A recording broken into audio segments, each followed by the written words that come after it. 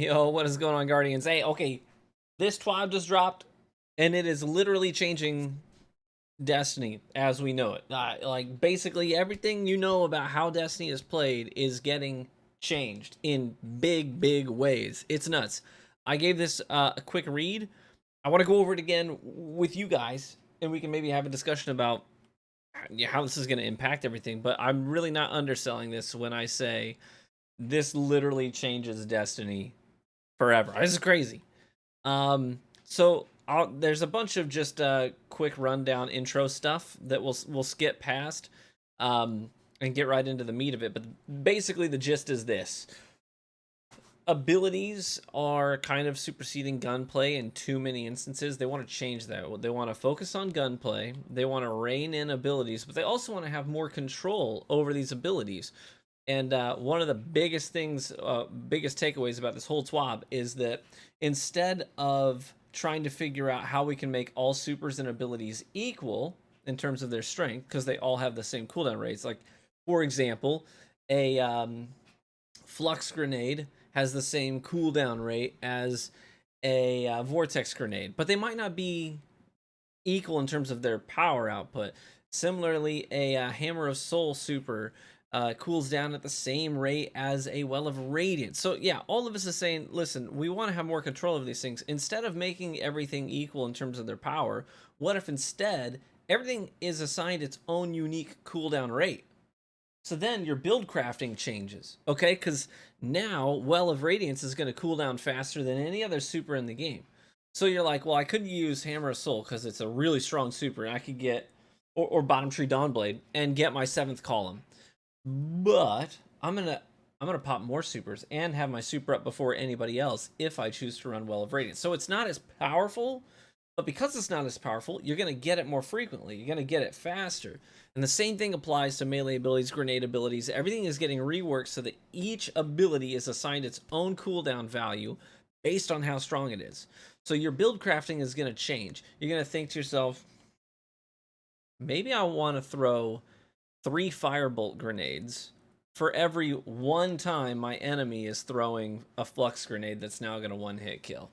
You know what I'm saying? So, like, the hunter on the other team can throw 1 flux grenade in the same amount of time that you can throw 3 firebolt grenades, because it's one of the, it's like you almost never see firebolt grenades. This is crazy stuff. Let's dive into it, okay? So that's the big takeaway. Here you go. Here's the one of the examples they show you is the flux grenade. It says increased base cooldown from 82 seconds to 182 seconds. 100 seconds longer to get a flux grenade. And you're like, holy cow, you read that, you're like, holy cow, flux grenades aren't that great. But here's the change. Increase the detonation damage from 150 to 250 damage. So flux grenades now 1-hit kill. You gotta wait a long time to get one. 182 seconds. But if you land that grenade, the payoff is much, much better. Added a small amount of aim assist, increased the throw speed by 117%, basically doubled how fast it goes out.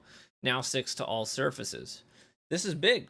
You can throw it and stick it onto a Titan's barricade if you wanted to. So this is, as you can see, a flux grenade is now very, very long cooldown. But it's a one-shot kill in PvP, so if you manage to land it, you get the big payout. On the flip side of that, like I said, the firebolt grenade, they reduced the base cooldown from 82 seconds to 60 seconds. Okay, so you're going to throw 3, roughly 3 for every 1 flux grenade that the enemy can throw. So every 64 seconds, you can throw a firebolt grenade. But they reduced the damage from 90 to 65. So you tag somebody up, they get behind cover, you throw that, and it cleans them up. Or maybe someone's about to peek a corner and you lead with the grenade and then you follow it in, and now with a 140 hand cannon you got to go 2 to the head and 1 to the body instead of 3 to the head to get the kill, because they're already primed up with the 65 damage. Well, I guess that'd be just 1 to the head and 2 to the body. You know what I'm saying? And depending on their depending on their resilience, you could just go 2 to the head and be done with it. You could go lead with the grenade, slide into the engagement, go pop with a 140. They're done. This is all about build crafting. Things are going to change dramatically here in the way that you approach how you're setting up your build. Because right now builds don't. I mean, everybody's just running passive exotics. They're running Dune Marchers that are just going to help. They're running Stompies because they're just going to help your movement speed and your jump. They're running Transversive Steps and Ophidian Aspects. Now you're actually going to start thinking, what other combinations can I do? These kinds of varied cooldowns and power outputs should make the game feel more dynamic and give more depth to build crafting. To make build crafting around cooldowns easier, you'll now be able to see the base cooldown time of your abilities when selecting them on the subclass screen. So you see right there, it says base cooldown, 1 minute and 30. You can't see my cursor. I should have activated that. Sorry, but yeah, you can see right there. It says chain lightning. It says base cooldown 1 minute and 30 seconds. Okay, this is crazy stuff, y'all. Crazy stuff. On the character screen, you'll see actual cooldown time of your abilities as they're affected by your equipped ability and armor stats. So you can see, based on what you have equipped at the time, your discipline values, intellect values, all that stuff, you can see exactly what your cooldown rate is going to be. A couple of things to note about cooldown times in the UI. The base cooldown time is actually the cooldown time at tier 3 of the relevant armor, stat, strength, discipline, etc.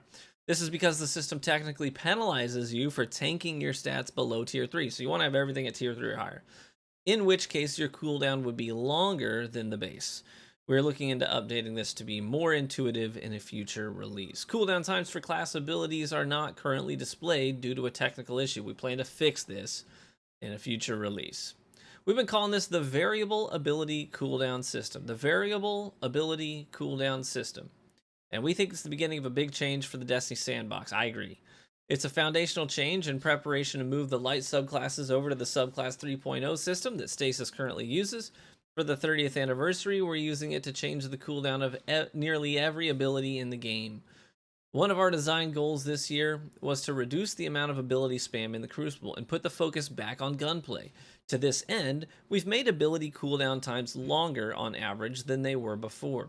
We don't want the PvE experience to suffer. This is big. They don't want the PvE experience to suffer for the sake of PvP balance, though. So we've tried to compensate where possible. For example, we've increased all grenade damage versus PvE combatants by 15% or more. This should make grenades feel bigger and more powerful than they do in today's game. Melee ability cooldowns haven't been increased quite as much as the grenade cooldowns, and some of the less aggressive melee attacks have lower cooldowns than before. Class ability cooldowns have also generally increased, but the changes vary depending on which ability is equipped. We're excited to see how these changes feel once they hit the live game, and we'll be monitoring and adjusting accordingly in future releases. He's going to pass the mic over to Mike Humble, talk about big changes to super cooldowns. This is big. This is big. Since 2014, super energy gain has been almost entirely passive. I actually tweeted about this because this is one thing that really stood out to me, is how they're changing how supers work. It's not just, this is one of the things I've talked about in the past, like trials oftentimes tends to play really passive because supers really matter. Teams are going to run max intellect. They're going to camp somewhere, avoid fights, and leverage their supers as a means of capitalizing and winning a round. So I didn't like that. I didn't like that intellect was the overwhelmingly dominant factor in a build for 3v3 experiences. You basically, if you are a high caliber player and you're not running nearly max intellect, you are hurting your team. I wish that would change, and guess what? It's changing. So I've talked about this in the past. I had suggested a long time ago that maybe intellect is... Everyone has a very set passive supercharge rate, which is really low, really slow. But intellect affected how much super energy you get for a kill. That was the idea that I had suggested.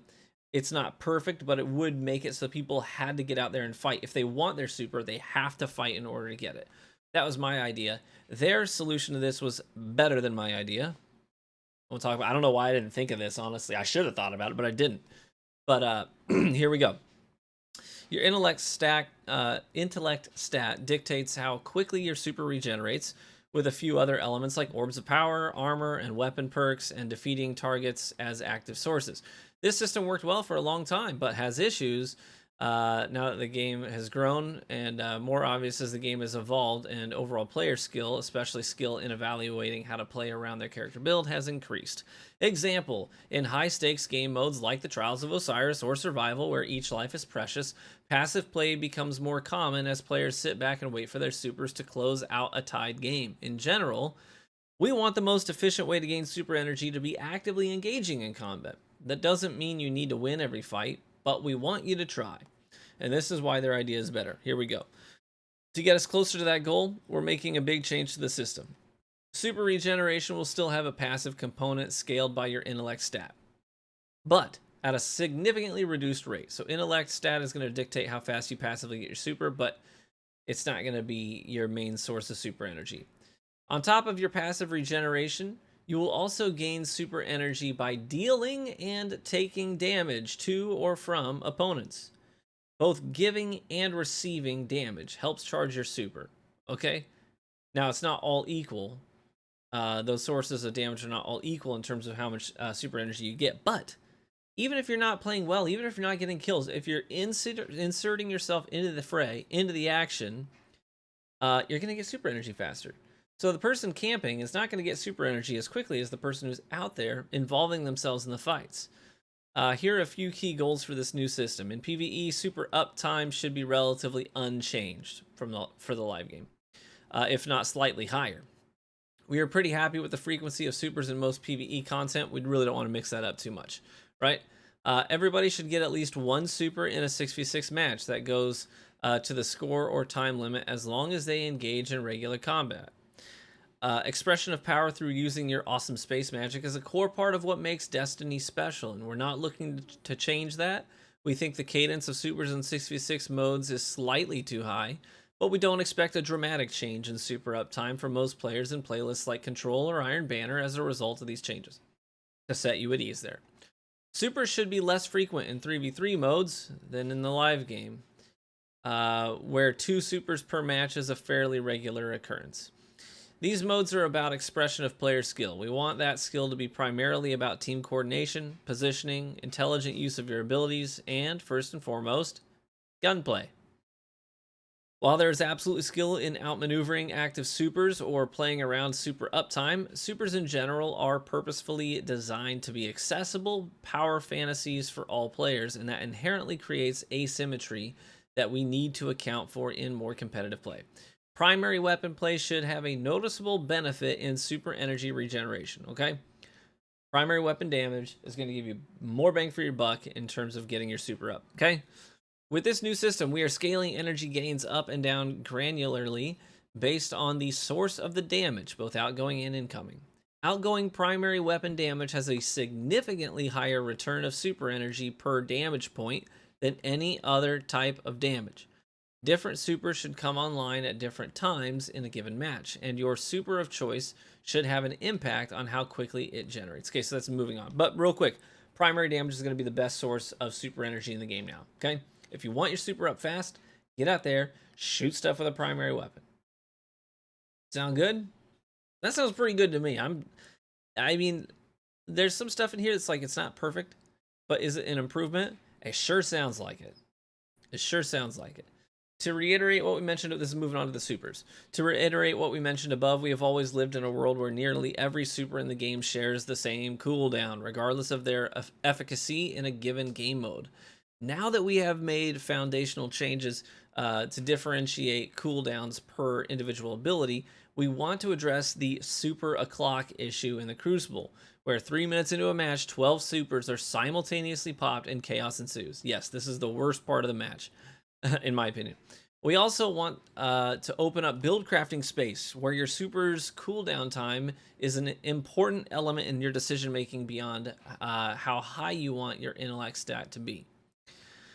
To that end, we've separated supers into cooldown tiers that affect both the passive regeneration rate as well as the damage-based regeneration rate. This tiering was primarily influenced by each super's kill potential, where most one-off supers are likely to wipe a team or a room of combatants, but a long-lasting Roman super can and should have a trade-off as a result.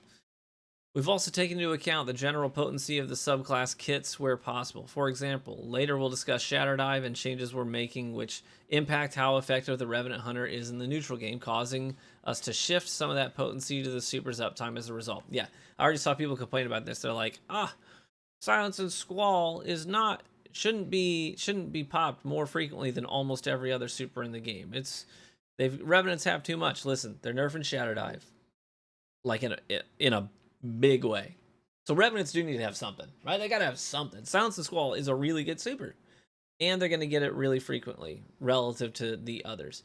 Why? Because the neutral game for Revenant is taking a serious hit. So that's the trade-off, and I'm okay with that trade-off. Okay. It's also important to stress that this is the first iteration of this system, where any given super will fall into the recharge rate tiers will change over time as we continue tuning. These are the super regeneration rate tiers that we're launching with on December 7th. Okay, so this is just what we're starting with. This will change over time as subclasses, abilities, and supers get modified down the road as they inevitably will be. Okay, tier 5. This is the fastest regeneration super. There's only one super that falls into the tier 5 category right now, Well of Radiance. So Well of Radiance is going to come up more frequently than any other super in the game. You're going to have that one first. You're going to have that super first. Okay. Tier 4. Next to that, you have Blade Barrage and Silence and Squall. So these are the two supers that are going to come up more frequently than all the others behind Well of Radiance. Tier 4. Tier 3. So in Tier 3, you have Shadow Shot, Burning Maul, Arc Staff, Nova Bomb, and Thunder Crash. I would probably, I guess this is pretty fair. I think this is pretty fair. If anything, I would say Tether belongs in Tier 4. Because Tether's really bad. I mean, Tether's real bad. It is real bad. I would put Shadow Shot, the Night Stalker Tether, up in Tier 4, I think, if this was up to me. But we'll roll with this. I think this is still pretty fair. Moving on to Tier 2. Golden Gun, Chaos Reach, Nova Warp, Storm Trance, Daybreak, and Sentinel Shield. That's pretty fair. Those are all roaming supers except for Chaos Reach, which still has some mobility to it when pop, but not really. I guess it's not really a roaming super. But all the others are roamers. They can move around the map, get multiple kills, help with map control more than other stuff can. I think that's pretty fair. I'm assuming Sentinel Shield. Sentinel Shield includes a Ward of Dawn because it's tied to the same. Well, at least right now, we don't know if in the subclass 3.0 system if it will be, but as of right now, Sentinel Shield and Ward of Dawn, the bubble, are tied together. They're the same super, and you just choose in the moment that you cast it which one you want to roll with, the bubble or the roamer. That might get separated. If that gets separated, I don't know. I wouldn't be surprised if we saw Ward of Dawn be its own super that you choose in 3.0 and maybe be up in Tier 3. But that would be Witch Queen when they overhaul, right? Because Witch Queen's when they launch the Void subclass changes. I'm going to make that prediction right now, actually. I'm going to call it right now. Ward of Dawn is going to get separated from Sentinel Shield, and it's going to go up into Tier 3. Sound good? That's my prediction.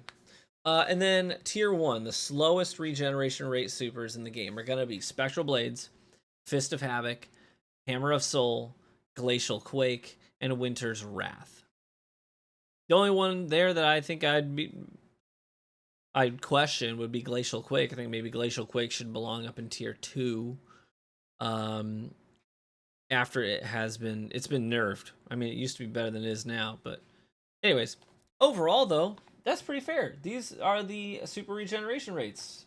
Right, yeah, here. So fastest, Well of Radiance, and then moving on down to Tier 1, which is going to regenerate slower than anything else. Spectral, Fist of Havoc, Hammer of Soul, Glacial Quake, Winter's Wrath. Okay. Oh, I didn't even see this. I'm seeing this right now. Scratch my whole prediction thing. I see Ward of Dawn now. I must have skimmed over this first time I read it. As Kevin and Eric mentioned, this sets us up for the future as we move towards subclass 3.0 system. As an example for the 30th anniversary, things like Deadfall and Mobius Quiver variants of Shadow Shot will share the same cooldown tier, but with Void 3.0 launch in February, they could exist in different tiers based on their potency. That's what I was saying.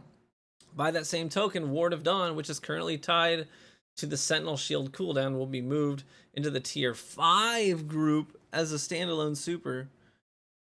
Oh, they're moving it up to tier 5. Yo, Bubble's about to become meta. Like, serious, I'm not even kidding. Bubble's about to become meta. You're talking early game orb generation for your team that probably has some of these other longer cooldown supers equipped. You got early game bubble regeneration for zone control. You can lock. Think about this on conversions, aka Pantheon. If your bubble comes up before any other super in the game, that's the one thing that ruins bubbles, is that every other super just sees it as a punching bag. If I have my super up and someone pops a bubble, I'm like, oh baby, I'm popping that. But right now, no one else is going to have a super to challenge it. So if you're running bubble, you get B control with your bubble, and you generate orbs for the rest of your team. Seriously, and honestly, bubble is about to become meta. You get mid-map control early in the game, generate super energy for your team. That's crazy. If they stick with that and they put that in tier 5, that's nuts. Taking it down a notch. This is Mike talking. Let's talk about non-super abilities for a moment. In the 5.27.21 TWAB, Kevin Giannis shared our foundational pillars for the role we want abilities to play in PvP Combat Sandbox. As a quick refresher, this is where we want them to be. Okay, weapons are the primary way players engage with combat. Non-super abilities accentuate or augment the combat, but should rarely solve an encounter by themselves. Abilities have, like Shadow Dive does right now, it's a standalone thing. Okay, abilities have clear strengths, weaknesses, and counterplay. Build crafting is rewarding within the moment-to-moment combat loop of Destiny. We're not there yet. In general, ability uptime in the Crucible is too high for their current potency, and it's difficult to understand when an opponent will regain an ability after using it. Some of that uptime comes from passive cooldowns, but many of our outliers also come from elements of the build crafting system that have previously been unified in ability energy returns between PvE and PvP. With the 30th anniversary, we've taken a pass at a significant number of these elements across subclass perks, armor mods, and exotic armor pieces. We have tuned PvP energy regeneration separately from their base PvE values, which we are not changing. That's crucial to know for the people who are already typing out comments about how this is going to destroy PvE. Per our pillars, we want build crafting to be rewarding, but in its current state, the combinatorial nature of these perks and items leads to an unsustainable ability energy economy that diminishes weapon play in PvP. For this tuning pass, we've focused primarily on items that feed into self-perpetuating loops of ability energy gains. Here's a brief list of the affected items. Wow, this is a long video. Subclass neutral game perks. These perks have had their ability energy regeneration reduced by roughly 50% in PvP. We targeted perks that can either activate out of combat with a single button push, or those that were returning amounts of ability energy that were significantly out of band. Whew! Whisper Shards, Arc Web, Rising Storm, Ionic Traces, Electrostatic Surge, Aftershocks, Inertia Override, Benevolent Dawn, Practice Makes Perfect, and Dark Matter. Okay, all of those are getting a 50% hit in how much ability energy they give. Subclass in super perks. These perks scale down energy returns that you get with your kills in your super. These perks often result in supers being able to roam the map for much longer. Okay, so basically as you're getting kills with your super, it's extending the duration. They want to reel that in a little bit, and so they have hit Everlasting Fire for the Dawnblade and Trample for the Striker Titan. Exotic armor. Each exotic below had a custom tuning pass focused on their ability energy return in PvP. So, yeah, I was a little sad to hear that Traveler's Chosen got nerfed, but now we understand why. They want to have more control over ability generation rates, and if Traveler's Chosen is getting 3 stacks per kill in PvP, that really throws off the timing that they want to achieve. So, anyways, here's the exotic armor that's getting hit. Frosties. No longer stacks multiplicatively in PvP with other regeneration buffs, is now an additive scaler. No change in PvE. Heart of Inmost Light. Ability energy regeneration scalars reduced by 50% in PvP. Controverse Hold. During the duration of the grenade regeneration buff is no longer random between 1 and 4 seconds and is now a fixed duration of 1.75 seconds. Reduced grenade energy regeneration scalar by 50% in PvP. Doomfang Pauldrons, reduced super energy gains. All right, so Shinobu's Vow, Crown of Tempest, and the Stag. Your ability regeneration rates for these things are getting hit. I don't think we need to read every one of those. Armor mods, in general, we've reduced energy returns from these mods roughly 50%, depending on the number of copies of the mod you have slotted. This includes melee kickstart, grenade kickstart, utility kickstart, perpetuation, bolstering detonation, focusing strike, bomber, outreach, dynamo, distribution, momentum transfer, and impact induction. These are all things that give you ability energy on command with a certain action, right? Moving on. Stasis crystals, here we go. This is one of the big hot ticket items. Stasis crystals. They do a lot. On top of freezing players when they're created. I'm sorry if you hear, my kids had a half day of school today, and they're moving the chairs. The dining room is right above me, and we have hardwood floors. And they're like, wah, wah, wah, wah. I don't know what they're doing up there, but it's loud. I apologize. Stasis crystals do a lot. On top of freezing players when they're created, they also block line of sight, block movement, and act as explosive barrels. It's all a bit too much in PvP. With this release, stasis crystals will now slow players instead of freezing them. So when you get hit by a glacial wall, by a glacial grenade, you don't just freeze on impact. It just slows you, okay? So you can slowly backpedal away from it. You're not a sitting duck anymore. They'll do much less damage to players when they detonate. Hallelujah, right? As far as PvE is concerned, stasis crystals will still freeze combatants. So PvEers, you're fine. And we've increased stasis crystal detonation damage versus PvE combatants. You're more than fine. You got buffed. Looking at these numbers, it was almost always better to shoot directly at a combatant instead of at a crystal near a combatant. This change should help keep crystals. This change should help crystals better live out their explosive barrel dreams. Whew. Okay, stasis crystals. While forming, stasis crystals now slow nearby players instead of freezing them, unless it's PvE. Increase slow freeze radius while forming by about 1 meter, so just a little less than. So they actually kind of get buffed in that regard in terms of their reach. Reduce crystal detonation damage versus players by 55%. Awesome. Awesome. Increased crystal detonation radius from 6 meters to 8 meters. So they get buffed in one regard and nerfed in another. Hunters. Oh boy. When I read this, I was like, oh, they gonna be mad. Oh, they gonna be mad. And I've been maining Hunter this season. Let the record show I have more time on my Hunter than any other subclass this season by a landslide. Dozens of hours on my Hunter this season. I love playing Hunter. I've always loved playing Hunter. But they gonna be mad, okay? In order to meet our goal of less ability spam in the Crucible, we are reducing how often Hunters can dodge. Gambler's dodge is getting hit the hardest here because it can completely circumvent melee ability cooldown times, right? You dodge near an opponent, your melee ability comes back immediately, fully recharged on command. It also completely changes the Hunter's silhouette in PvP, which is a big deal, making it very powerful. I've always said that. In addition, Hunter dodges will no longer break projectile tracking. That's great because Firebolts didn't get used. Why? Because Hunters are the most used subclass in PvP. Hunters, when they dodge, it completely negates the tracking of things like seeking grenades, Firebolts, arc bolts, stuff like that.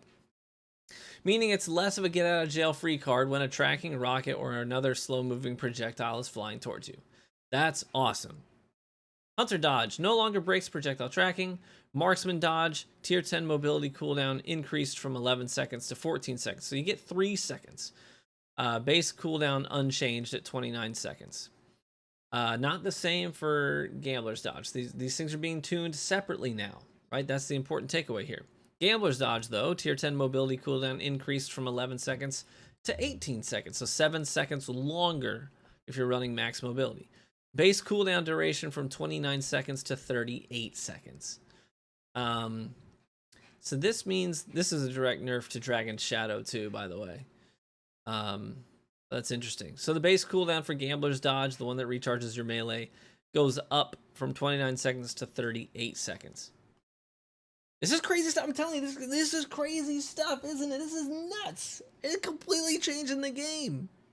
Revenant, you guessed it. The Stasis Crystal changes detailed earlier mean that the Hunter's Revenant's Shatter Dive, the Hunter Revenant's Shatter Dive will now almost never kill a full health Guardian. Let me reiterate that. Shatter Dive will almost never kill a full health Guardian. Shatter Dive may still kill if the Hunter is using Whisper of Fissures, Touch of Winter, and the target is in the very center of all 6 crystals. But that almost never happens. I think we can all agree that Shatter Dive was too powerful, unless you're blind. Then you don't agree. But we tried a number of fixes over the past few releases, but the truth is that as long as Stasis Crystals froze players and Shatter Dive shattered players, it was going to be too good. But it's not all rain clouds and puddles for Shatter Dive hunters. The increase in Stasis Crystal damage versus PvE combatants makes Shatter Dive a great choice in PvE. On top of that, we're increasing Shatter Dive damage versus frozen combatants by 100%. Have fun melting frozen monsters. Whew. So anyway, Shatter Dive, much less lethal against players due to Stasis Crystal changes, much more lethal to combatants in PvE. Okay, Top Tree Arcstrider. This change to the combination blow melee was made possible by our Variable Ability Cooldowns system. Previously, Top Tree Arcstriders were basically required to use Gambler's Dodge with this tree. We hope this change will make this ability viable even if you're using Marksman's Dodge. Combination Blow, reduced base cooldown duration from 96 seconds to 15 seconds. Okay. Use it more, a lot more. Bottom Tree Night Stalker. The Vanish and Smoke melee has a low damage output but high utility. Our data shows that this subclass tree is struggling in PvP, so we've decided to increase how often Pathfinder hunters can go invisible. Reduced cooldown from 96 seconds to 75 seconds. Okay, Titans. Titans, I love playing Titan. It is currently my least played subclass in the game. I have fewer hours in my lifetime of Destiny 2 on Titan than I do the other subclasses, but I still really like playing Titan, and I go through seasons where I love it. So I sympathize with everybody. Just know that. Shoulder charges. This one is the one that I was like, I don't know about that, guys. I don't know about that. This is the one that I don't think I'm on board with, but let's unpack it. In our effort to put the emphasis back on gunplay in the Crucible, we've decided to reduce the number of abilities that can one-shot a full health Guardian. As such, the Titan's 3 shoulder charges are no longer one-shot abilities in PvP. Shoulder charge no longer is a one-hit kill. To balance this out, we've made the shoulder charge quicker to activate, easier to hit with, and travels further. We've also increased their damage in PvE. In our experience, they're still powerful in PvP in combination with short-range weapons and when used as a movement tool. We wanted to curb shoulder charge's potency now that we've tuned down shotguns as their current counter. We'll be monitoring the data and feedback and adjusting accordingly. This is the one I don't agree with. I think shoulder charge should get a free pass here because shoulder charge is a very reckless ability and frankly not that good. Is it annoying to die to a shoulder charge? Yes. Does it happen sometimes? Yes. If you see the Titan coming, is it very easy to avoid? Absolutely. Absolutely. The second they pull out a weapon, ready a weapon, the shoulder charge is gone. Okay, so they have to commit, right? They're running at you, and there's that audio cue, the whooshing that you hear when their shoulder charge is up. It's a dead giveaway. I'm telling you, I don't think shoulder charge is powerful at all. I think shoulder charge is one of the least powerful abilities in the game. I very rarely die to a shoulder charge. When I do, it's like, okay, I was engaged with somebody else and I just happened to get hit with it in the back. In which case, they would have killed me with a weapon anyways, because I had my back to them. So this shoulder charge doesn't bother me. I think it's super, super weak. I think it should get a free pass here and remain a one-hit kill ability. But since they're taking away its one-shot kill potential, they've also basically made it easier to cast it. It comes up more frequently. So sprint time activation reduced by 1/4 of a second, increased the range by a little over a meter. Targeting cone width increased by about 10%. So it's easier. You can use it more frequently, more easily, and hit more regularly with it. But it doesn't one hit kill anymore. I don't know how much damage it's gonna do. Okay, seismic strike. Well, here we go. Arc shoulder charge reduced AoE damage from 90 to 40. Now blinds enemies on in the area of the hit. Increased base cooldown from 82 seconds to 90 seconds. Shield bash reduced AoE damage from 90 to 40. Same. Increased base cooldown from 82 seconds to 90 seconds. Hammer strike reduced direct impact damage from 170 to 120. Increased base cooldown from 82 seconds to 90 seconds. Moving on.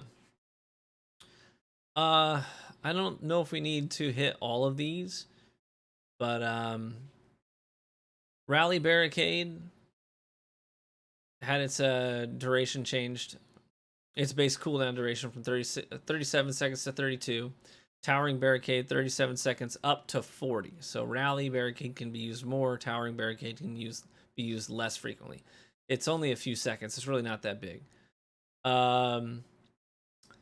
Behemoth is getting some buffs. It's not good in PvE. They want to change it. It's getting some PvE buffs. Bottom Tree Striker. Okay. This class is absolutely dominating PvP this season. So we're tuning it down a notch. They're nerfing Bottom Tree Striker. Knockout. The melee lunge range and melee damage bonus now deactivate after melee kill. Your buff goes away. Knockout buff goes away after you get a kill. You can't chain it. Trample. Super energy gain from Fist to Havoc.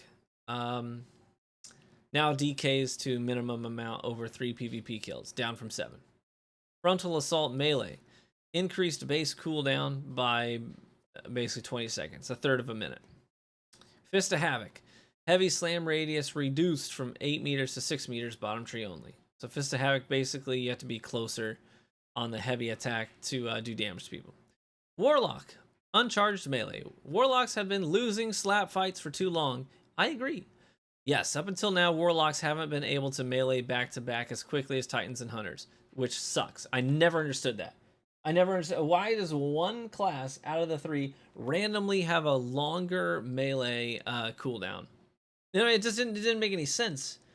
Everything about their melee was the same, except for the speed at which you could punch. So if you got into a melee fight with somebody who just didn't happen to be a Warlock, you were going to lose that every time. Just dumb. I don't understand why it took this long to change it, but I'm thankful that they finally have. With the 30th anniversary, Warlocks will be able to melee just as quickly as Titans and Hunters. Friggin' finally. We're also removing the 1 meter range extension Warlocks received to compensate.